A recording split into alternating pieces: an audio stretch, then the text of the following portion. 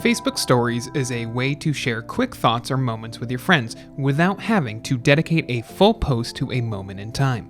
Like on Instagram, stories posted to Facebook disappear after a full 24 hours, leaving not a single trace behind.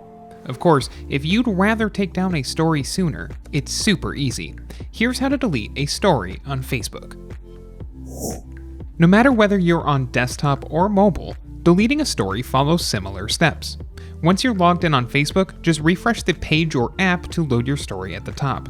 Click or tap on your story once, then tap on the triple dotted menu icon and select Delete. Confirm your choice and your story is gone for good.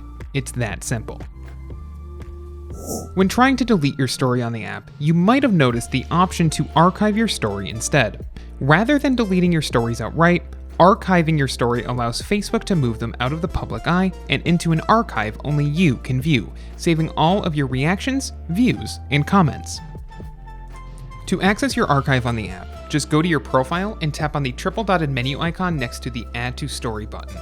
Tap on Archive followed by Story Archive.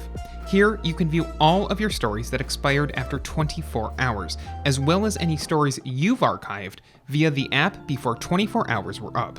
If you see a story you don't want to keep in your archive, just tap on the story, then tap on the triple dotted menu icon in the top right corner and tap Delete.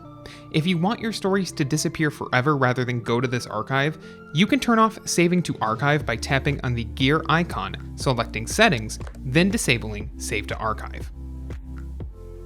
To view your archive on the desktop site, click on your profile picture in the top right corner to load your profile and click on the Story Archive tab. To delete an archive story on desktop, just click on a story, then click on the triple dotted menu icon in the top right corner and select Delete. If you like this guide, make sure you subscribe for all sorts of videos covering Facebook and other technology. And don't forget to check out one of these videos we think you might enjoy.